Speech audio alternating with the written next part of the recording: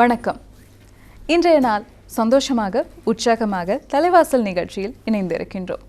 இந்த நாளினுடைய ஆரம்பம் எப்படி இருக்கின்றது என்றால் நேரத்தோடு அமைந்திருக்கின்றது. எங்களுடைய வாழ்க்கையே நேரத்தோடு கட்டுப்பட்டது தான். ஆனால் அந்த நேரத்திற்குள் நாங்கள் ஒளிந்திருக்கின்றோம். நேரம் கடக்க கடக்க நம்மையும் அந்த இடத்தில் விட்டுவிட்டுத்தான் செல்கின்றோம். ஆக நமக்கு நடக்கின்ற எல்லா விடயங்களிலும் நாம் என்பது தேங்கி இருக்கின்றது. ஆக நம்முடைய வாழ்க்கையில் நல்ல விடயங்கள் நடக்கும்போது அதற்கு நாம் எப்படி எதிர்வினை ஆற்றுகின்றோம் என்பதில்தான் நாம் யார் என்று ஒரு சொல்வார்கள். அப்படி நாம் யார் என்பது நாம் நல்ல எதிர்வினைகளை ஆற்றும்போது மட்டும்தான் நாம் நல்லவர்களாக விளங்குவோம். தீய எதிர்வினைகளை, எதிர்மறையான எண்ணங்களை பேசும்போது எங்களுடைய எண்ணமும் மாசுறுகின்றது. ஆக உலகத்தினுடைய மாசுறுதல் மட்டுமல்ல, நம் உள்ளத்தினுடைய மாசுறுதல் என்பதும் இன்று கவனத்தில் கொள்ள வேண்டியது. ஆக இன்றைய நாளில் இந்த உலகத்தை மட்டுமல்ல, எங்கள் உள்ளத்தையும் தூய்மையாக ஆரோக்கியமாக வைத்திருந்தால் இந்த நாள் உங்களுக்கான இனிய நாளாக அமையும்.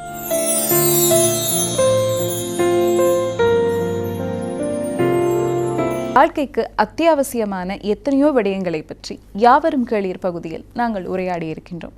அதேபோல்தான் இன்றும் ஒரு சிறப்பு நேர்காணல் இடம்பெற இருக்கின்றது. சர்வதேச தூக்க தினம் என்பதால் இந்த உறக்கத்தினுடைய பல சிறப்பம்சங்களையும் வாழ்க்கைக்கும் நம்முடைய ஆரோக்கியத்திற்கும் அது எத்தனை தூரம் முக்கியத்துவமானது என்பதையும் இன்று நாங்கள் பார்க்க போகின்றோம். அதற்காகத்தான் அடுத்து காத்திருக்கின்றது ஒரு சிறப்பு நேர்காணல்.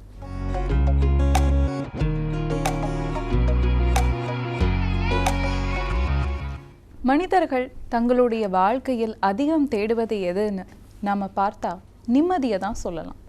நிம்மதியை தேடின இந்த மனித வாழ்க்கையில் அவர்கள் விழித்திருக்கும் போது தான் ஆரோக்கியமாக இருக்காங்களா, சந்தோஷமாக இருக்கிறாங்களா அப்படின்னு நாம் கணிப்பிட முடியாது. ஒரு மனிதனுடைய தூக்கம்தான் அவனுடைய ஆரோக்கியத்தையும் அவனுடைய நிம்மதியையும் அளவிடுவதா பலரும் சொல்லுவாங்க. ஏன்னு சொன்னால் நிம்மதியான உறக்கம் கிடைக்கிற ஒரு மனிதன் கொடுத்து வைத்தவன் அப்படிம்பாங்க. அதே நேரத்தில் அவனுடைய ஆரோக்கியமும் ஆயுளும் நீடிக்கும் அப்படின்னு சொல்லுவாங்க. இந்த உறக்கம் என்பது வாழ்க்கையில் எவ்வளவு முக்கியத்துவம் வாய்ந்ததுன்னு வெறும் கருத்தியல் ரீதியாக நாங்கள் எண்ணற்ற விடயங்களை பேசிக்கொண்டே போகலாம். ஆனால் அதை தாண்டி பல உண்மைகள் இந்த உறக்கத்தில் உறைந்து கிடக்கிறது. அந்த உறக்கத்தில் உறைந்திருக்கிற உண்மைகளை தான் இன்றைய யாவரும் கேளீர் பகுதியில் நாங்கள் பார்க்க போகிறோம். அந்த யாவரும் கேளீர் பகுதியில் நமக்காக அந்த உண்மைகளை பற்றி சொல்ல வந்திருக்கிறாரு எங்களுடைய மிக மிக முக்கியமான ஒரு சிறப்பு விருந்தினர். அவர்தான் அஷ்டாங்க யோக மந்திர் நிலையத்தின் நிறுவனரும் கொழும்பில் உள்ள இந்திய தூதரகத்தின் சுவாமி விவேகானந்த கலாச்சார மையத்தின் யோகா பேராசிரியருமான திரு வியாசா கல்யாணசுந்தரம் அவர்கள். வணக்கம். வணக்கம். இன்று நாங்கள் எங்களுடைய வாழ்க்கையினுடைய ஒரு பகுதியை பற்றி பேசப் போகின்றோம். எங்களுடைய வாழ்க்கையில் பெரும் பகுதி எங்களுடைய உறக்கத்தில் உறைந்து கிடக்கின்றது. இந்த உறக்கம் என்பது சாதாரணமாக நாங்கள் தினம்தோறும் வேலை செய்கின்றோம், எங்களுக்கு வேலை முக்கியம், கல்வி முக்கியம், ஒருவனுக்கு அறிவு முக்கியம் என்று எண்ணற்ற விடயங்களை நாங்கள் பேசிக்கொண்டே இருக்கிறோம். ஆனால் தூக்கத்தை பற்றி நாங்கள் சிந்திப்பதே இல்லை. ஆனால் ஒரு மனிதனுக்கு தூக்கம் என்பது மிக மிக அவசியமாக இருக்கிறது. அந்த மனித வாழ்க்கைக்கும் இந்த தூக்கத்துக்கும் இருக்கின்ற அந்த அற்புதமான தொடர்பும் அறிவியல் ரீதியான உறைந்து போயிருக்கிற பல உண்மைகளையும் பற்றி இன்று நாங்கள் உங்களோடு பேச இந்த நேர்காணலின் வழியாக காத்திருக்கின்றோம். முதலாக இந்த உறக்கம் என்பது எந்த வகையில் மனித வாழ்க்கையின் கட்டமைப்பை மாற்றி அமைக்கின்றது? தூக்கம் என்பது அதை நித்திரை என்று சொல்லுவோம். ஒவ்வொரு மனிதனை நீங்கள் எடுத்து பார்த்தாலும் நித்திரையின் மூலமாக அவர்கள் சாதித்த சாதனைகள் பல.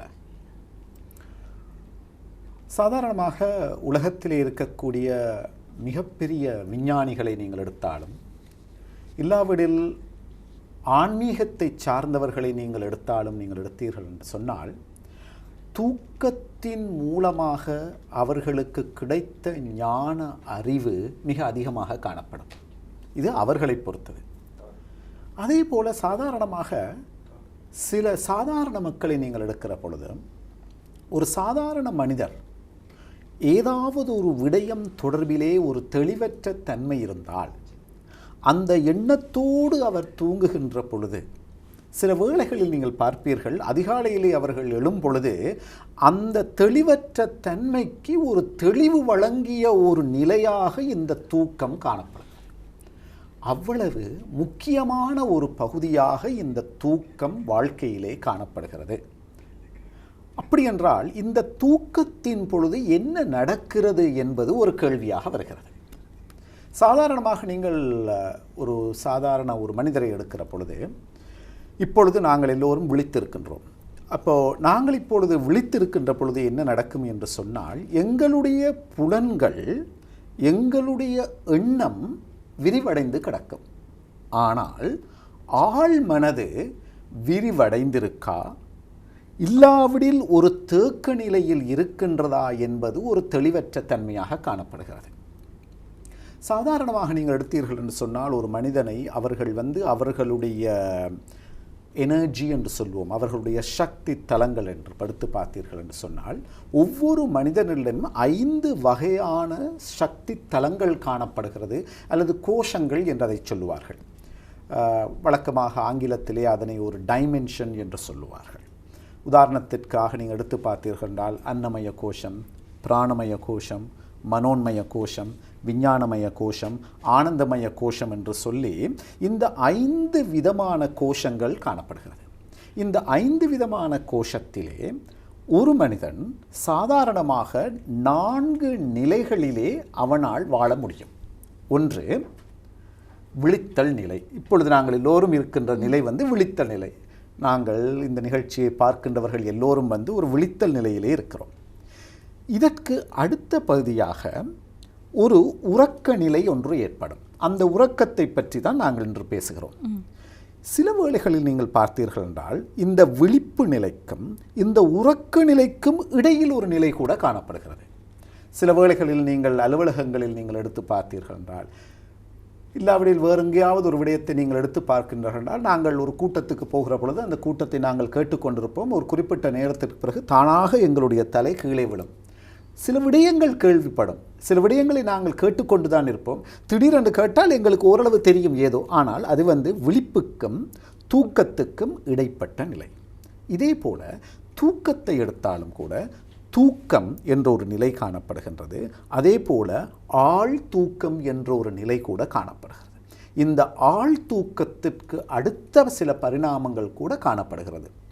ஆனால் இன்றைய நிகழ்ச்சியை பொறுத்தவரையிலே நாங்கள் இந்த விழிப்புக்கும் தூக்கத்துக்கும் இடைப்பட்ட நிலை, தூக்க நிலை, இந்த தூக்கத்திற்கும் ஆழ்ந்த தூக்கத்துக்கும் இடையிலே இந்த உடலிலே என்ன நடைபெறுகின்றது என்பதுதான் இன்றைய உங்களுடைய தலைப்பினுடைய கருப்பொருளாக காணப்படுகிறது. அப்படிதானே? ஆமாம். ஆகவே நீங்கள் இந்த தூக்கம் என்று எடுக்கின்ற பொழுது, இந்த தூக்கத்திலே 2 விதமான செயல்கள் நடைபெறும். ஒன்று, இந்த தூக்கத்தை யோகத்தினுடைய பார்வையிலே பார்க்கின்ற பொழுது இதனை ஒரு பிரத்யாகாரம் என்று சொல்லுவோம். அதாவது பிரத்யாகாரம் என்றால் என்னவென்றால், புலன்கள் உள்நோக்கி செல்லும் நிலை. அதாவது மிகவும் சிறப்பாக இயங்கிய புலன்கள் அதிகமாக வேலை செய்ததன் காரணமாக புலன்கள் உறக்க நிலைக்கு செல்லுகின்ற நிலை.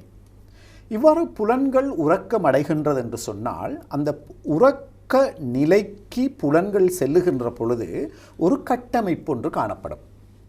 என்ன புலன்கள் ஓய்வெடுக்கும் என்று எங்களுடைய யோக சாஸ்திரம் என்ன சொல்லுகிறது என்று சொன்னால், இந்த 5 விதமான புலன்களிலே முதல் சுவை குறையத் தொடங்கும்.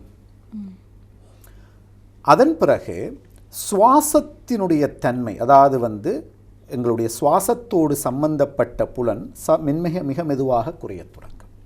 அதற்கு அடுத்ததாக கண்ணினுடைய பார்வை குறையத் தொடங்கும். அடுத்ததாக எங்களுடைய புலன்கள், இந்த டச் என்று சொல்லுவோம், இந்த புலன்கள் இருக்கு, தொடு உணர்ச்சி, இந்த தொடு உணர்ச்சியினுடைய தன்மை குறையத் தொடங்கும். இந்த தொடு உணர்ச்சியும் குறைவடைகின்ற பொழுது நிறைவாக இந்த கேட்டல் தன்மை குறைவடையும். இந்த முறையிலே தான் சாதாரணமாக ஒருவருடைய புலன்கள் உறக்க நிலைக்கு செல்லுகின்றன.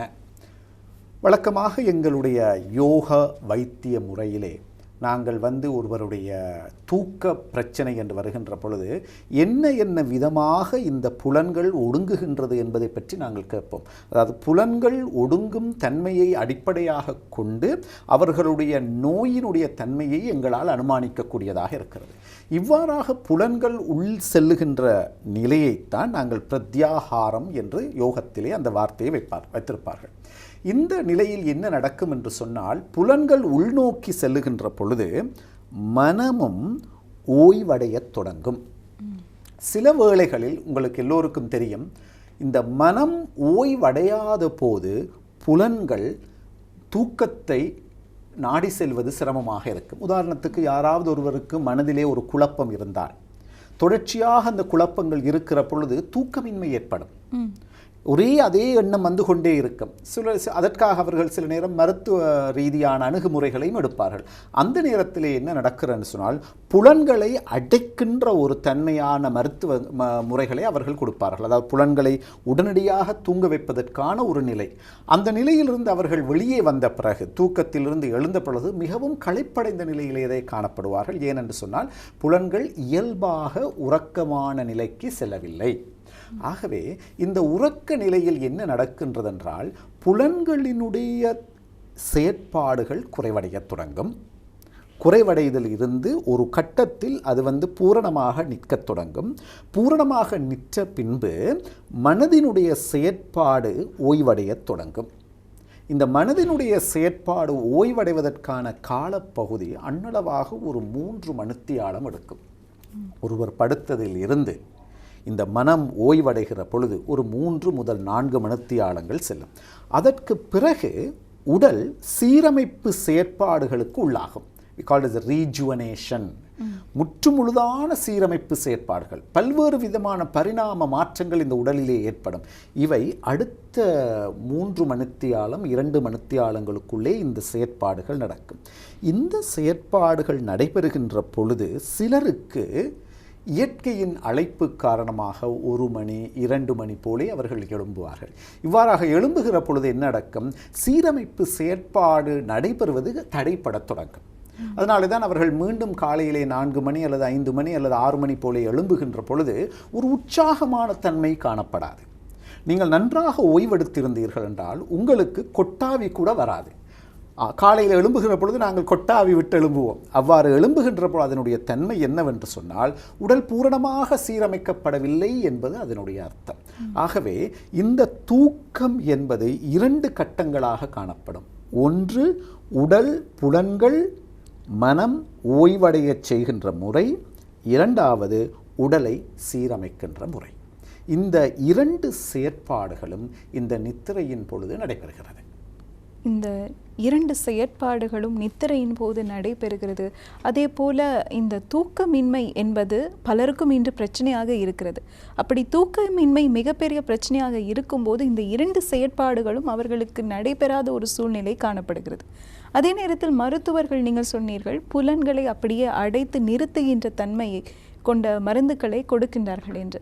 அப்பொழுது அவர்களினுடைய தூக்கமின்மை பிரச்சனை என்பது இன்னும் குணப்படாத ஒரு நிலைமையில்தான் அமைய பெற்றிருக்கின்றது. இன்று அவசர யுகத்தில் பலரும் இருக்கின்றோம். எங்களுக்கு அதிகமாக இருக்கின்ற ஒரு விடயம் என்றால் தூக்கமின்மை பிரச்சனை தான். இந்த தூக்கமின்மை பிரச்சனை ஏன் வருகிறது? அதே போல அதை நிவர்த்தி செய்வதற்கு என்னென்ன விடயங்களை நாங்கள் கை கொள்ளலாம்? உதாரணமாக நீங்கள் எடுத்து பார்த்தீர்கள் என்றால், இந்த தூக்கமின்மையினாலே உடலினுடைய முதல் நிலை என்ன ஏற்படும் என்று சொன்னால், உடலினுடைய சூடு அதிகரிக்கும். The heat. அதாவது உடலிலே பல்வேறு விதமான வெப்பநிலைகள் காணப்படுகிறது. உடம்பிலே thermal energy, physical energy, electromagnetic energy என்று சொல்லி பல்வேறு விதமான வெப்பநிலைகள் உடம்பிலே காணப்படுகிறது. இந்த உடலினுடைய வெப்பம் அதிகரிக்கின்ற பொழுது வெப்பம் நரம்புகள், அதாவது மூளையிலே காணப்படுகின்ற நரம்புகள், நியூரோன்ஸ், இதுகளோடு தொடர்பு கொள்ளுகின்ற பொழுது தூக்கமின்மை பிரச்சனைக்கு அது ஒரு அடித்தளம் எடுக்கிறது. ஆரம்பத்திலே நான் சொன்னது போல தீர்க்க முடியாத பல விஷயங்கள், இல்லாவிடில் சில குற்ற உணர்வுகள், அதாவது குணங்களோடு சம்பந்தப்பட்ட சில விஷயங்கள் இருக்குது. சிலருக்கு வெளியே சொல்ல முடியாத அளவுக்கான சில கோபங்கள், சில குற்ற உணர்வுகள், சில நேரம் ஒரு சில கவலையான விடயங்கள், சில பொறாமைத்தன்மைகள், இவையெல்லாம் கூட இந்த தூக்கத்தை பாதிக்கின்ற சில காரணிகளாக இருக்கின்றது. எங்களுடைய யோக சாஸ்திரத்திலே சொல்லுவார்கள் அன்னலமாக ஒரு 27 காரணிகள் காணப்படுகிறது இந்த தூக்கம் இல்லாமல் செல்வதற்கு. ஆகவே இந்த தூக்கம் இல்லாமல் செல்லுகின்ற பொழுது உடல் அவயவங்களுடைய தன்மை குறையத் தொடங்கும்.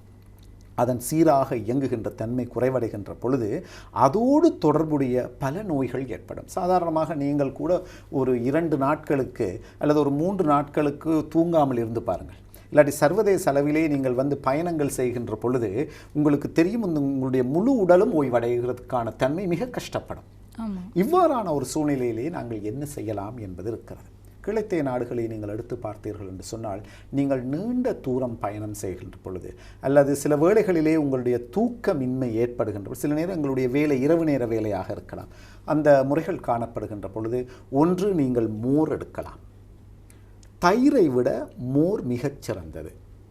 இரண்டாவது இளநீர் எங்களுடைய நாட்டிலே மிக இலகுவாக எடுக்கக்கூடிய ஒரு பதார்த்தமாக இருக்கிறது. மூன்றாவது நீங்கள் எடுக்கக்கூடியது நீர்.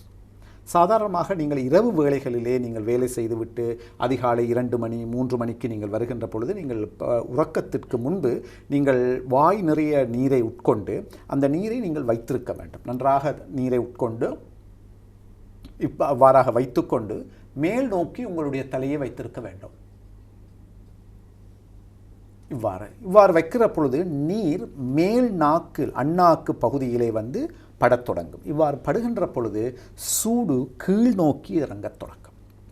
இது மிகவும் இலகுவான மிகவும் பயனளிக்கக்கூடிய ஒரு முறையாக காணப்படுகிறது. இரண்டாவது முறை என்று நீங்கள் எடுத்து பார்த்தீர்கள் என்று சொன்னால் உங்களுடைய முகத்தை நீங்கள் கழுவுதல்.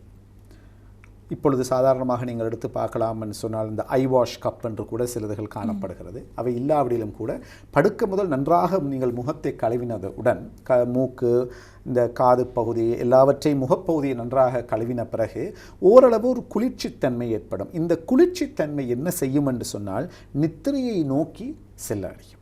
சில வேளைகளில் என்ன நடக்கும் என்று சொன்னால் நாங்கள் உடனடியாக போய் படுக்கின்ற பொழுது உடம்பிலே ஏற்றப்பட்ட சூடு இறங்கும் வரைக்கும் நித்திரை வராது, தூக்கம் வராது. இதனாலே தான் உடலை குளிரப்படுத்திய பின்புதான் நீங்கள் இவ்வாறான செயற்பாடுகளுக்கு செல்ல வேண்டும். யோகாவை நீங்கள் எடுத்து பார்த்தீர்கள் என்று சொன்னால் யோக கலையிலே யோக நித்ரா யோக முறையிலான ஒரு நித்திரை முறை என்று ஒன்று காணப்படுகிறது. அந்த நித்திரை முறை உடலினுடைய ஒவ்வொரு பகுதிக்கும் சில விடயங்களை கட்டளையிடுகின்ற ஒரு தன்மை காணப்படுகின்றது. இந்த யோக நித்திரை பயிற்சியை நீங்கள் செய்கின்ற பொழுது எத்தகைய தூக்கம் இன்மை நோயினால் வாடுகின்றவர்களுக்கும் அடிப்படையாக 5 நாள் இந்த பயிற்சியை தொடர்ந்து செய்து கொண்டு வருகின்ற பொழுது அவர்கள் தூக்கம் இன்மையினாலே ஏற்படுகின்ற பிரச்சனையிலிருந்து அவர்கள் விடுபடலாம். அது எவ்வாறு நடைபெறுகின்றது என்று நீங்கள் சாதாரணமாக நீங்கள் எடுத்து பார்த்தீர்கள் என்று சொன்னால் இதுதான் உங்களுடைய மூளைப்பகுதியாக காணப்படுகிறது. இந்த மூளைப்பகுதியை நீங்கள் எடுத்தீர்கள் என்று சொன்னால் இந்த ஆரம்பத்தில் இருந்து இந்த ஒவ்வொரு பகுதிகளுமாக காணப்படுகிறது. இந்த மூளையிலே நீங்கள் எடுத்து பார்த்தீர்கள் என்றால் 22 இடங்கள் காணப்படுகிறது. அதாவது ஆரம்பத்திலே உங்களுடைய கால் பெருவிரல் ஒவ்வொரு உடலினுடைய ஒவ்வொரு பகுதியும் இந்த மூளையினுடைய ஒவ்வொரு பிரதேசத்திலே அந்த நரம்புகள் பிரதிபலிக்கின்றன. ஆகவே இந்த யோக நித்ரை என்ற பயிற்சியின் மூலமாக தொடர்ச்சியாக இந்த உறுப்புகளை இந்த 22 பகுதிகள் காணப்படுகின்றது. இந்த 22 பகுதிகளையும் உங்கள் மனதிலே நினைத்து கொண்டு ஒவ்வொரு பகுதியாக நீங்கள் இந்த அவயவங்களை எண்ணி கொண்டு வருகின்ற பொழுது இந்த மூளையினுடைய செயற்பாட்டிலே மிகப்பெரிய ஒரு மாற்றம் ஏற்படும். ஏனென்று சொன்னால் நீங்கள் இயற்கைக்கு எதிராக இயங்குகின்ற பொழுது உடல் வெவ்வேறு வகையான அமிலங்களையும் ரசாயன பதார்த்தங்களையும் சுரக்கத் தொடங்கும். இந்த அமிலத்தன்மையான ரசாயன பதார்த்தங்கள் உடலிலே சுரக்கின்ற பொழுது அவை நித்திரையை பாதிக்கும். அதனால்தான் வழக்கமாக அவர்கள் சொல்லுவார்கள் நீங்கள் படுக்கின்ற இடத்திலே எந்த வகையான வெளிச்சமும் இருக்கக்கூடாது என்று. ஏனென்று சொன்னால் எந்த வகையான ஒரு வகை வெளிச்சம் இருந்தாலும் கூட மூளை சொல்லும் இது இன்னும் நீ தூக்கத்திற்கு தயாரில்லை, ஏதோ ஒரு விடயம் செய்ய வேண்டி இருக்கிறது. அதனாலே தான் உங்களுடைய அறை பூரணமாக இருட்டாக இருக்க வேண்டும். இவ்வாறான ஒரு அடிப்படைத்தன்மை. இரண்டாவது, இந்த யோக சிகிச்சையிலே இந்த யோக நித்ரா என்று சொல்லக்கூடிய ஒரு பயிற்சி முறை, இது ஒரு மிக இலகுவான ஒரு பயிற்சி முறை. 22 பல்வேறு வகையான பயிற்சி முறைகள் காணப்படுகிறது. 22 வகையான எண்ணிக்கை, 61 வகையான எண்ணிக்கை, 108 வகையான எண்ணிக்கை. அது அவர்களுடைய மருத்துவ தன்மை, உடல் தன்மையை பொறுத்து அந்த யோக சிகிச்சையிலே சில மாற்றங்கள் காணப்படும். இந்த யோக நித்திர முறையிலே இவற்றை தொடர்ச்சியாக செய்து கொண்டிருக்கின்ற பொழுது பல்வேறு வகையான உடல் மாற்றங்களை உங்கள் உடலிலே ஏற்படுத்தக்கூடிய ஒரு தன்மை இந்த யோக சிகிச்சையிலே காணப்படுகிறது. இந்த யோக சிகிச்சை பற்றி சொல்லும்போது நீங்கள் ஒரு விடயம் குறிப்பிட்டீர்கள், முக்கியமாக இரவு நேரத்தில் பணிபுரிகின்றவர்களுக்கான பயிற்சி என்று. ஆனால் ஒரு சிலர் தங்களுடைய இரவு பணி, இரவு வேலை என்பது எதுவுமே இல்லாவிட்டாலும் பகல் நேரத்தில் உறக்கத்தை உணர்கின்ற ஒரு தன்மை காணப்படுகிறது. சாதாரணமாக இருப்பார்கள், திடீரென்று அவர்களுக்கு பகல் நேரங்களில் உறக்கம் வந்து விடுகிற ஒரு தன்மை காணப்படுகிறது. இதனால் அன்றாட வாழ்க்கையில் அவர்களுக்கு பல்வேறு பிரச்சனைகள் ஏற்படுவதாகவும் கூறுகின்றனர். அந்த பகல் நேர உறக்கம் எதற்காக உருவாகின்றது? எப்படி அது உடலினுடைய பயாலஜிக்கல் கிளாக் எதுவும் மாற்றம் உருகின்றதா? அதை தவிர்த்து கொள்வதற்கு என்ன விடயங்களை நாங்கள் கை கொள்ளலாம்? உதாரணத்துக்கு நீங்கள் உங்களுடைய உடலை எடுத்தீர்கள் என்று சொன்னால் சர்க்காடியன் ரிதம், இன்ஃப்ரேடியன் ரிதம், அல்ட்ரேடியன் ரிதம் என்று சொல்லக்கூடிய 3 வகையான ரிதம் காணப்படுகிறது. பல்வேறு ரிதம் காணப்படுகிறது. ஆனால் இவை தான் மிக முக்கியமான ரிதமாக காணப்படுகிறது. உதாரணத்துக்கு நீங்கள் எடுத்தீர்கள் என்று சொன்னால் இந்த ரிதம், இந்த ரிதத்தோடு கூடிய ஒரு செயற்பாடுகள், ஒரு நாளைக்கு உங்களுடைய உடலினுடைய பயாலஜிக்கல் ஆக்டிவிட்டி, ஒரு நாள் 24 மணித்தியாலம், 24 மணித்தியாலத்திற்கு மேற்பட்ட செயற்பாடுகள், இவ்வாறாக உங்களுடைய பாடி கிளாக் ஒரு குறிப்பிட்ட நிலையிலே வேலை செய்து கொண்டிருக்கின்றது. இந்த பாடி கிளாக் எவ்வாறு இயங்குகிறது, சிறப்பாக இயங்குகின்றதா இல்லையா என்பதை நாங்கள் முதலிலேயே அனுமானிக்க வேண்டும். சாதாரணமாக நீங்கள் பெண்களை நீங்கள் எடுத்தீர்கள் என்று சொன்னால் அவர்களுடைய மாதவிடாய் ஒரு குறிப்பிட்ட நாட்களுக்கு வர வேண்டும். அவ்வாறு வராத பட்சத்திலே அவர்களுடைய பாடி கிளாக் பாதிக்கப்பட்டு கொண்டிருக்கின்றன, இல்லாட்டி பாதிக்க அடைய போகின்றன என்பதற்கான ஒரு அனுமான அறிகுறியாக காணப்படுகிறது. அதனாலே தான் யோகாவிலே அவர்களுக்கென்று பல்வேறு வகையான பயிற்சிகள் காணப்படுகின்றன. ஆகவே முதலிலே இந்த உடம்பிலே, என்னுடைய உடம்பில் இவ்வகையான மாற்றங்கள், பாதிப்புகள் இருக்கின்றதா என்பதை நான் முதலிலே அனுமானிக்க வேண்டும். அனுமானித்த பின்பு அதற்குரிய சில செயற்பாடுகளை நாங்கள் செய்ய வேண்டும். எவ்வாறான செயற்பாடுகள் என்று சொன்னால், சாதாரணமாக நீங்கள் எடுத்து பார்த்தீர்கள், உங்களுடைய கேள்வியை பொறுத்தவரையிலே ஏன் நித்திரை கொள்ளக்கூடாத நேரத்திலே நித்திரை கொள்ளுகின்றோம்? சில வேளைகளிலே நீங்கள் எடுத்து பார்த்தீர்கள், ஒன்று அவர்களுக்கு அதிகமாக வேலை இல்லாத ஒரு தன்மை இருக்கும். சில நேரம் வேலை இல்லாத தன்மையிலே எந்த விதமான ஒரு பொழுதுபோக்கு விடயங்களும் இல்லாத பட்சத்தில் என்ன செய்வது என்று தெரியாத நிலையிலே அவர்கள் சில வேளைகளிலே இருந்து கொண்டிருப்பார்கள். அந்த நேரம் எண்ணத்தினுடைய இயக்கம் குறைவடைய தொடங்கும். எண்ணத்தினுடைய இயக்கம் குறைவடைகின்ற பொழுது உடனடியாக எங்களுக்கு தூக்கம் வரும். அது எவ்வாறு இந்த தூக்கம் வருதும் என்று சொன்னால், எங்களுடைய யோக பயிற்சியிலே அவர்கள் சொல்லுவார்கள், ஒரு மனிதன் விழிப்படைந்து இருக்கின்றான் என்று சொன்னால் அவனுடைய ஆன்மா ஒரு குறிப்பிட்ட இடத்திலே இருக்கிறது. அதாவது ஆன்மா புருவமத்திக்கு இடையில் இருக்கின்ற பொழுது நாங்கள் விழித்து இருப்போம். அந்த ஆன்மா புருவமத்தியிலிருந்து எண்ணங்கள் அற்ற நிலையில் அல்லது எண்ணங்கள் சோர்வான நிலையில் எண்ணம் கீழ், அதாவது அந்த உயிர் ஆற்றல் கீழ் நோக்கி செல்லுகின்ற பொழுது தூக்கம் வரும். அது எவ்வாறு தெரியும் என்று சொன்னால், சாதாரணமாக நீங்கள் ஒரு விடயத்தை பார்த்து கொண்டே இருப்பீர்கள், திடீரென்று இந்த கழுத்து இவ்வாறு கீழே விழும். பஸ்ஸிலே போக்குவரத்து செய்கின்ற பொழுது இந்த கழுத்து விழுகிறதனுடைய அறிகுறி என்ன என்றால், இந்த உயிர் ஆற்றல் நெத்தி மத்தியிலே இருந்த அந்த உயிராற்றல் கீழ் நோக்கி தொண்டை பகுதியை நோக்கி செல்லுகின்ற பொழுது மேல் பகுதி இயங்குகின்ற தன்மை வலுவிழக்க செய்யும். உடனடியாக கழுத்து கீழ் நோக்கி செல்லும். தூக்கம் என்று வருகின்ற பொழுது என்ன நடக்கும் என்று சொன்னால், தூக்கத்தின் பொழுது அந்த உயிர் ஆற்றல் இந்த கண்டத்தில் இருந்து காணப்படும். அதனாலே நீங்கள் பல்வேறு விதமான கனவுகளை நீங்கள் பார்ப்பீர்கள். ஆழ் தூக்கம் என்று சொல்லுகின்ற பொழுது இந்த உயிர் நெஞ்சு பகுதி அல்லது ஹிருதய பகுதியை நோக்கி செல்லுகின்ற பொழுது உங்களுக்கு ஒரு ஆழ்ந்த தூக்கம் ஏற்படும். இது யோகாவிலே எவ்வாறு ஒரு ஆழ்ந்த தூக்கத்திற்கு ஒருவரை கொண்டு செல்லலாம் என்று சிறப்பு பயிற்சிகள் காணப்படுகிறது. அந்த பயிற்சிகளிலிருந்து ஒருவர் ஆழ்ந்த தூக்கத்திற்கு செல்லக்கூடிய ஒரு நிலைமை காணப்படுகிறது. இந்த ஆழமான தூக்கத்தை பற்றி பல உண்மைகளை எங்களுக்கு கூறியிருந்தார்கள். கனவுக்கும் இந்த தூக்கத்துக்கும் இடைப்பட்ட அந்த நிலையை பற்றி நாங்கள் பேசியிருந்தோம். இயல்பாக நம்முடைய வாழ்க்கையில் தூக்கத்தில் கனவு வருகிறது என்று சொல்வார்கள். சில பேருக்கு தூக்கமே கனவாக மாறிவிட்ட ஒரு நிலைமையும் இன்று காணப்படுகிறது. காரணம், அந்த அளவுக்கு நாம் நெருக்கடியான ஒரு சூழ்நிலையில் இருக்கிறோம். சாதாரணமாக அதிகாலையில் எழுந்தாலும் மிக நள்ளிரவு தாண்டி அவர்கள் உழைத்து களைத்து உறங்க வேண்டிய ஒரு நிலைமை இன்றைய அவசர யுகத்தில் பலருக்கு வாய்த்திருக்கின்றது. பொதுவாக இந்த காலகட்டத்தில் பல்வேறு வேலைகளில் நாங்கள் சிக்குண்டு இருக்கின்றோம். அப்படி சிக்குண்டிருக்கும் போது நாம் நினைத்த அந்த சரியான விதத்தில் ஆரோக்கியமான விழிப்பு நிலையும் ஆரோக்கியமான உறக்கமும் ஆரோக்கியமான உணவும் நமக்கு ஏற்புடையதாக இப்போது எங்களால் ஏற்றுக்கொள்ள முடியாத நிலைமையில் நாங்கள் இருக்கிறோம். காரணம், நாம் அவசர யுகத்தில் ஓடிக்கொண்டிருப்பதால். ஆக இப்படியான சூழ்நிலையில் இருக்கும்போது எத்தனை மணிக்கு உறக்கம் நமக்கு சரியான விதத்தில் அமைய வேண்டும், எவ்வளவு கால அளவு நாங்கள் உறங்க வேண்டும், அதே போல உணவினுடைய தன்மை, சில உணவுகள் சில தூக்கத்தை கட்டுப்படுத்துகிறது. இரண்டுக்கும் தொடர்பு இருப்பதாக பலரும் கூறுகின்றார்கள். அது எத்தகையது? அதே நேரத்தில் இப்போது நாங்கள் காலை நேரத்தினுடைய விழிப்பு, சிலர் 4 மணிக்கு எழக்கூடும், அது இல்லாவிட்டால் சில பேர் 8 மணிக்கு எழக்கூடும், சிலர் 12 மணிக்கு எழக்கூடும். ஆக அவர்களினுடைய அந்த விழிப்பு நிலை என்பதும் மாறுகின்றது. இந்த 3 விடயங்களுக்கும் இருக்கின்ற தொடர்பும் மனித வாழ்க்கையினுடைய இயல்பான அன்றாட வாழ்க்கையினுடைய மாற்றங்களும் எப்படி இதனோடு தொடர்பு பட்டு இருக்கின்றது? உங்களுடைய பல கேள்விகளிலே முதலாவது ஒரு கேள்வியாக நாங்கள் எந்த நேரத்திற்கு நாங்கள் தூங்க வேண்டும், எந்த நேரத்திற்கு எழுந்திருத்தல் வேண்டும் என்பது. இயற்கையினுடைய தன்மையும் உடலினுடைய தன்மையும் ஒன்றாக இருக்கின்றது. நாங்கள் எப்பொழுதும் சொல்லுவோம், ஒரு 6 மணி அல்லது ஒரு 6:30 பிறகு நீங்கள் ஒரு நல்ல ஒரு சுவையான ஒரு மாமிச உணவை வெளியில் கொண்டு போய் வைத்து காகத்தை அழைத்து பாருங்கள், காகம் வராது.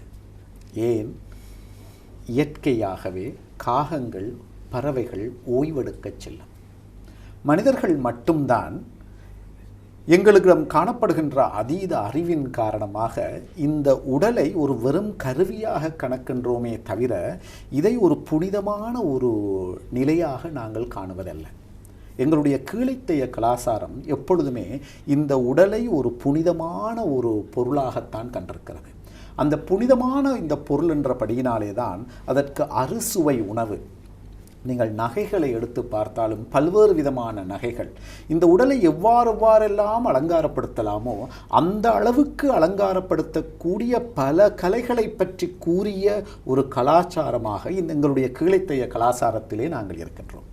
இத்தகைய ஒரு கலாச்சாரத்திலே இந்த உடம்பு, எங்களுடைய பூரணமான நிலை ஒரு குறிப்பிட்ட நேரத்திற்கு ஓய்வெடுக்க வேண்டும். அப்போ இதில் 2 விடயம் இருக்கிறது. ஒன்று ஓய்வு எடுத்தல், இரண்டாவது நித்திரை கொள்ளுதல். நித்திரை கொள்ளுதல் மட்டும்தான் ஓய்வு அல்ல. ஓய்வுக்குள்ளே இருக்கக்கூடிய ஒன்றுதான் நித்திரை. சிலருக்கு ஓய்வினுடைய தன்மை வேறுபடும். ஆகவே இந்த நித்திரை என்று வருகின்ற பொழுது இயல்பாக சூரிய அஸ்தமனத்திற்கு பிறகு ஒரு 2 அல்லது 3 மணித்தியாலங்களுக்குள் நாங்கள் ஓய்வெடுக்க வேண்டும். அன்னளவாக ஒரு 9 மணி, ஒரு 9:30 இந்த நேரத்துக்குள் நாங்கள் ஓய்வெடுக்க வேண்டும். ஏனென்றால் அவ்வாறாக ஓய்வெடுக்கின்ற பொழுதுதான் மீண்டும் உடல் சீரமைக்கப்பட்டு அடுத்த நாள் மிக சிறப்பாக எங்களுடைய உடல் இயங்குவதற்கான அனைத்து செயற்பாடுகளையும் உடல் செய்து தயார் நிலையில் வைத்திருக்கும். அவ்வாறாக நீங்கள் அவசரப்பட்டு மிக குறைவான அளவு தூக்கம் எழுந்தாலும் உங்களுடைய உடல் உங்களுக்கு பூரண ஒத்துழைப்பை வழங்கும். ஆனால் அது ஒரு பாதிக்கப்பட்ட உடம்பாக காணப்படும். உங்கள் எல்லோருக்கும் தெரியும், பலருக்கு பல பாதிப்புகள் இந்த உடலிலே காணப்படுகிறது. சிறு பிள்ளைகளை எடுத்தால் கூட அவர்களுக்கு கண் பிரச்சனை காணப்படுகிறது, முதுகோடு சம்பந்தப்பட்ட பிரச்சனை காணப்படுகிறது, ஞாபக பிரச்சனை காணப்படுகிறது. இவையெல்லாம் ஏன் வருகிறது என்று சொன்னால், நாங்கள் இயற்கையோடு இருக்கவில்லை. இயற்கையோடு இருக்கின்றோம் என்று சொன்னால் முதல் அறிகுறி 9 மணி 9:30 எங்களுடைய நாள் ஓய்வெடுக்க வேண்டும். முதலாவது. இரண்டாவது மிக முக்கியமான ஒரு விடயம் என்று சொன்னால், நீங்கள் தூங்குவதற்கு ஒரு 90 நிமிடம் அல்லது ஒரு 60 நிமிடத்துக்கு முதல் உங்களுடைய கைத்தொலைபேசியை நீங்கள் ஒரு இடத்தில் ஓய்வாக வைக்க வேண்டும். ஏனென்று சொன்னால், நீங்கள் படுத்துக்கொண்டு நீங்கள் பார்க்கின்ற பொழுது, பிரிட்டிஷ் மெடிக்கல் கவுன்சில் ஒரு ஆராய்ச்சி ஒன்று செய்தார்கள். அதாவது நீங்கள் தொடர்ச்சியாக நீங்கள் கணனி பொருட்கள், கைத்தொலைபேசி இவற்றை பயன்படுத்துகிற பொழுது ஏறத்தாழ 2 மணித்தியாலம் எடுக்கும் நரம்புகள் ஓய்வடைகிறது. சாதாரணமாக நீங்கள் 10 மணிக்கு இறுதியாக நீங்கள் உங்களுடைய கைத்தொலைபேசியை பார்த்துவிட்டு நீங்கள் படுத்தாலும் கூட கண்கள் எல்லாம் மூடி இருந்தாலும் நரம்புகள் ஓய்வடைவதற்கு 12 மணி ஆகிவிடும். இவை பல பிரச்சனைகளை உடலுக்கு ஏற்படுத்தும். அதே போல காலை என்று வருகின்ற பொழுது 4 மணி 4:30 இந்த சூரிய உதயத்தோடு நீங்கள் எடுத்தீர்கள் என்று சொன்னால், இந்த சூரிய உதயத்தோடு என்ன நடக்கும் இந்த உடம்பில் என்றால், இரவு பூராக இந்த உடல் ஒரு பல்வேறு வகையான ஒரு சீரமைப்பு பணியிலே கொண்டு செல்லும். இந்த சீரமைப்பு பணியின் பொழுது பல்வேறு விதமான உடலில் உள்ளே பல்வேறு வகையான தேவையற்ற அழுக்குகள், இரசாயன பொருட்கள் வெளியேறுவதற்கான செயற்பாட்டிலே தயாராக இருக்கும். சூரிய அஸ்தமனத்திற்கு பிறகு நீங்கள் எழும்புகின்ற பொழுது என்ன நடக்கும் என்றால், மீண்டும் அவை உடலுக்கு உள்நோக்கி கொண்டு செல்லும். இவ்வாறு உள்நோக்கி கொண்டு செல்வதால் மீண்டும் அவை உடலை பாதிப்படைய செய்யும். இதன் காரணமாகத்தான் எப்பொழுதுமே 4 மணி ஒரு சிறப்பான நேரமாக காணப்படும். இல்லாவிடில் சூரிய உதயத்திற்கு முதல் நீங்கள் எழுந்திருத்தல் மிக முக்கியமானது ஒன்றாக காணப்படுகிறது. இந்த 4 மணிக்கு எழுவதைப் போலவே எங்களுடைய உணவு பழக்க வழக்கமும் எங்களுடைய உறக்கத்தை தீர்மானிப்பதாக சொல்கின்றார்கள். நாம் என்ன மாதிரியான உணவை உண்கிறோமோ அந்த அளவு எங்களுடைய உறக்கம் நிம்மதியானதாக இருக்கும்.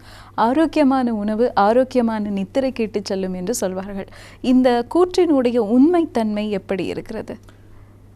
நீங்கள் உணவை எடுத்துக்கொண்டீர்கள் என்று சொன்னால், உணவை எங்களுடைய கீழைத்தைய முறையிலே 3 விதமாக அதை வகுப்பார்கள். அதை எவ்வாறு வகுப்பார்கள் சொன்னால், அந்த உணவு சமிபாடு அடைவதற்கு எடுக்கும் நேரம், இரண்டாவது சமிபாடு அடைந்த உணவு உடலினால் உறிஞ்சுவதற்கு தேவையான நேரம், மூன்றாவது உறிஞ்சப்பட்ட அந்த சக்தி முழு உடலுக்கும் செல்லுகின்ற நேரம். இதை அடிப்படையாக வைத்து கொண்டுதான் உணவை சாத்வகுண உணவு, ராஜச உணவு, தாமச உணவு என்று 3ஆக பிரித்தார்கள். சாதாரணமாக ஒவ்வொருவருக்கும் வெவ்வேறு வாழ்க்கை முறை காணப்படுகிறது. நீங்கள் எத்தகைய உடல் நிலையை கொண்டிருக்கின்றீர்களோ அந்த உடல்நிலைக்கு ஏற்றவாறு நீங்கள் இந்த உணவை உட்கொள்ள வேண்டும். எத்தகைய உணவு என்பது அவரவர்களுடைய கலாச்சாரத்தை பொறுத்தது. ஆனாலும் அடிப்படையாக ஒரு உணவை எடுத்தீர்கள் என்று சொன்னால், உணவு உடலிலே சிறப்பாக உடல் உறிஞ்சுவதற்கென்று ஒரு நேரம் காணப்படுகிறது, உட்கொள்கின்ற தன்மை. காலை வேளை என்று எடுக்கிற பொழுது வழக்கமாக எங்களுடைய சித்த வைத்தியம் அல்லது எங்களுடைய யோக முறையிலே அவர்கள் சொல்லுவார்கள், 7:30 முதல் உங்களுடைய காலை உணவு எடுத்தல் வேண்டும். மதியம் 1 மணிக்கு முதல் 12க்கும் 1 மணிக்கு முதல் கட்டாயம் நீங்கள் எடுத்துக்கொள்ள வேண்டும். மாலை நேரம் சூரிய அஸ்தமனம், அதாவது 6:30க்கு முதல் உங்களுடைய இரவு உணவு எடுக்கல் வேண்டும். சாதாரணமாக நீங்கள் எங்களுடைய அரச வைத்தியசாலைகளிலே அல்லது தனியார் வைத்தியசாலைகளிலே நீங்கள் செல்லுகின்ற பொழுது, ஏதாவது ஒரு நோய்வாய்ப்பட்டு நாங்கள் அங்கே ஒரு 3 நாள் 5 நாள் இருக்கின்ற பொழுது, ஏன் எங்களுக்கு உடனடியாக குணமடைகிறது என்று சொன்னால், அங்கே உணவை நேரத்திற்கு வழங்குகிறார்கள். அவ்வாறாக எங்களுடைய இல்லங்களிலும் நாங்கள் அந்த உணவை நேரத்திற்கு உண்கின்ற பொழுது என்ன நடக்கும் என்று சொன்னால், உடல் சீரமைப்பு சிறப்பாக இயக்கும். எனவே உணவினுடைய தன்மை, உணவு உட்கொள்ளும் நேரம், இவை மிக முக்கியம். தூக்கத்தோடு சம்பந்தப்படுது. இரண்டாவதாக, நீங்கள் ஒரு அஸ்தமனத்திற்கு பிறகு, அதாவது ஒரு 6:30 போல நீங்கள் சாப்பிட்டீர்கள் என்று சொன்னால், அன்னளவாக நீங்கள் ஒரு 9 மணிக்கு நீங்கள் தூங்க செல்லுகிற பொழுது உணவு பூரணமாக உடலில் ஜீரணமாக இருக்கும். அவ்வாறு ஜீரணமாகிய பின்பு நீங்கள் தூக்கத்துக்கு செல்லுகின்ற பொழுது உங்களுக்கு ஒரு ஆழ்ந்த தூக்கம் ஏற்படும். சில வேளைகளில் நீங்கள் 9 மணிக்கு நீங்கள் உங்களுடைய இரவு உணவை எடுத்துவிட்டு 9 மணி அல்லது 10 மணிக்கு நீங்கள் படுத்தீர்கள் என்று சொன்னால், ஒரு பக்கம் உணவு சமிபாடடைந்து கொண்டிருக்கும், ஒரு பக்கம் தூக்கத்திற்கு தேவையான விடயங்கள். ஆக இவ்வாறான ஒரு குழப்பமான ஒரு சூழ்நிலை ஏற்படுவதாலே தான் பல்வேறு விதமான அஜீரணங்கள் உடலிலே ஏற்படுகிறது. ஏனென்று சொன்னால், உடல் சமிபாடு அடைந்து கொண்டிருக்கிற பொழுது அதிகமான உஷ்ணத்தை உருவாக்கும். உஷ்ணத்தின் பொழுது உங்களால் தூக்கமடைய முடியாது. எனவேதான் அவர்கள் உணவிற்கென்று ஒரு நேரத்தை ஒதுக்கினார்கள். எனவே உணவினுடைய நேரம் சிறப்பாக இருக்கிற பொழுது தூக்கத்தினுடைய நேரமும் சிறப்பாக இருக்கும். தூக்கத்தினுடைய நேரம் சிறப்பாக இருக்கிற பொழுது உங்களுடைய வாழ்க்கை மிக சிறப்பாகவும் இயங்கும், அதிகப்படியாகவும் உங்களால் வேலையாற்றக்கூடியதாக இருக்கும். ஓரளவுக்கு சாதாரணமாக ஒரு 50 வயதுக்கு குறைவான ஒருவரை எடுத்தீர்கள் என்று சொன்னால் 12 மணித்தியாலங்கள் 8 முதல் 12 மணித்தியாலங்கள் தொடர்ச்சியாக ஒரு புத்துணர்ச்சியோடு வேலை செய்யக்கூடிய ஆற்றல் இந்த உடம்புக்கு இருக்கிறது. அந்த புத்துணர்ச்சி ஆற்றலை வெளிக்கொண்டு வருகின்ற ஒரு சில முறைகளை யோக பயிற்சிகள் நிறையவே பேசுகின்றன. அவற்றை கைகொள்ளுகின்ற பொழுது நேரம் இல்லை என்ற ஒரு நிலைமை எங்களுக்கு ஏற்படாது. இந்த நேரத்துக்கும் எங்களுடைய உறக்கத்துக்கும் எத்தனை முக்கியத்துவம் வாய்ந்த ஒரு தொடர்பு இருக்கின்றது என்பதை பற்றி இன்று நாங்கள் அறிந்து கொண்டோம். பொதுவாக எங்களுடைய வாழ்க்கையில் அன்றாடமாக நாங்கள் பார்க்கின்ற சாதாரண மனிதர்கள் நல்ல உறக்கம் வேண்டும் என்று ஆசைப்படுவார்கள். அவர்கள் அதிகமாக வேலை செய்து உடல் களைத்து போய் உறங்குகிறார்களே ஒழிய அவர்கள் ஆரோக்கியமான உறக்கத்தை சென்றடைகின்றார்களா என்றால் கொஞ்சம் கேள்விக்குறையாதாக தான் இருக்கின்றது. ஆக அப்படியானவர்களுக்கு நல்ல உறக்கம் என்பது வாய்க்க வேண்டும் என்றால் என்ன மாதிரியான பயிற்சிகளை, எளிய முறையான பயிற்சிகளை செய்யக்கூடியதாக இருக்கும்? ஆரம்பத்திலே நாங்கள் கூறியது போல முதலிலே நேரத்திற்கு உங்களுடைய ஆகாரத்தை எடுத்திருக்க வேண்டும். இரண்டாவது, நீங்கள் பார்த்தீர்கள் என்று சொன்னால் தூக்கத்திற்கு செல்லுகின்ற பொழுது உடம்பிலே ஒரு குறிப்பிட்ட வகையான சக்தி காணப்பட வேண்டும். எல்லா விதமான சக்திகளையும் இழந்த பின்பு நாங்கள் தூங்கப் போவது என்பது ஒரு உடலுக்கு ஆரோக்கியத்திற்கு ஒரு எதிர்மறை செயற்பாட்டை கொண்டு வரும்.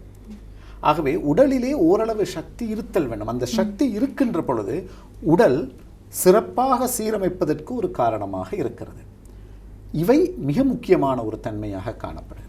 இவற்றுக்கு அடுத்ததாக மிக முக்கியமான ஒரு தன்மை, ஒவ்வொரு கலாச்சாரத்திலும் ஒவ்வொரு மதத்திலும் நீங்கள் எடுத்துக்கொண்டீர்கள் என்றால் ஒரு வழிபாட்டு என்றது மிக முக்கியம். அதாவது நீங்கள் உங்களுடைய ஜெபங்களை செய்யலாம், இல்லாவிடி உங்களுடைய ஆன்மீக நூல்களை படிக்கலாம். இவ்வாறான பயிற்சிகளை நீங்கள் செய்து கொண்டு வருகின்ற பொழுது மனம் சாதாரணமாக ஓய்வடையத் தொடங்கும்.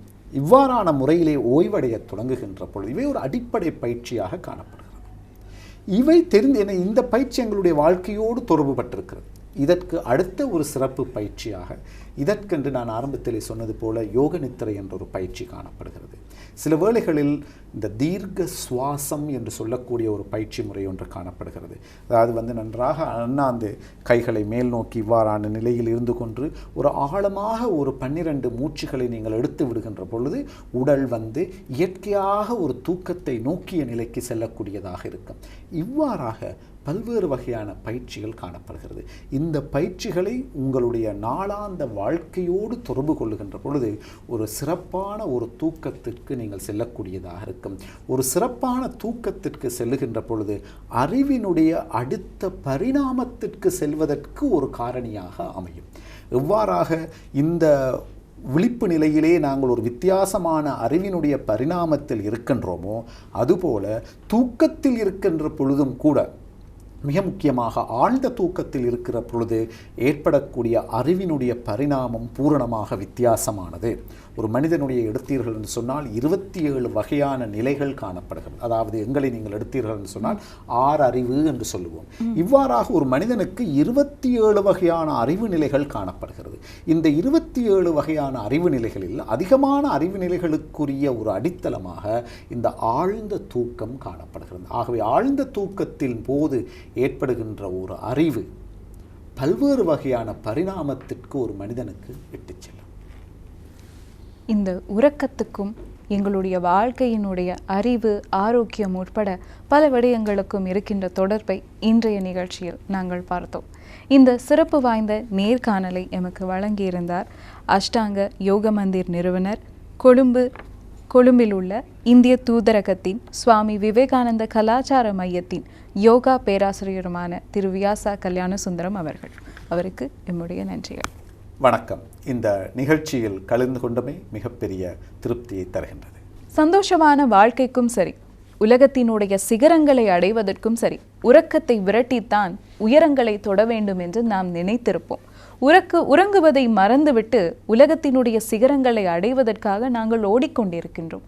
ஆனால் உண்மையில் இந்த ஓட்டமும் இந்த முயற்சியும் நிம்மதியான உறக்கத்தில்தான் தங்கியிருக்கிறது என்பது எத்தனை பேருக்கு தெரியும்?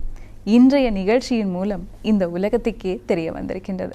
மிக முக்கியமாக சொல்லப்போனால், ஒரு நிம்மதியான, உற்சாகமான, சந்தோஷமான காலை பொழுது என்பது விழிப்பின் மூலம்தான் ஆரம்பிக்கின்றது என்று பலரும் நினைத்திருப்போம். இல்லை, நிம்மதியான உறக்கத்தில்தான் அது ஆரம்பிக்கின்றது என்பதை இன்றைய நிகழ்ச்சி பலருக்கும் உணர்த்தி இருக்கும்.